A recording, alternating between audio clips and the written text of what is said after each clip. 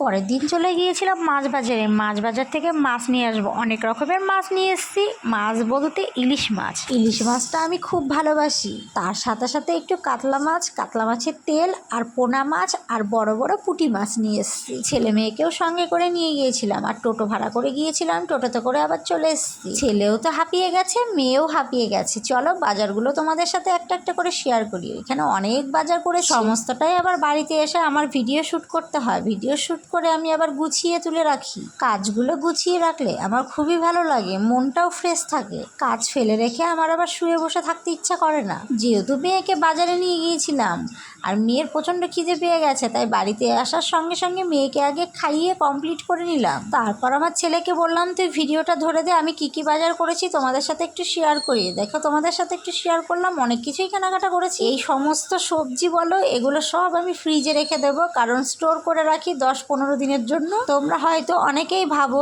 যে স্টোর করে রাখলে 10-15 দিন থাকে। হ্যাঁ, 10-15 দিন থাকে, কোনো অসুবিধা হয় না, কারণ ক্যারিতে বেঁধে রাখি। ফ্রিজের নিচের থাকে টাটকা টাটকা সবজিগুলো রেখে দিই, উপরের থাকে আগের সবজিগুলো রয়েছে, সেটাও ভাবলাম তোমাদের সাথে একটু শেয়ার করি। আর মাছগুলোই দেখো পরিষ্কার করে ডাব্বাই রেখে দেবো।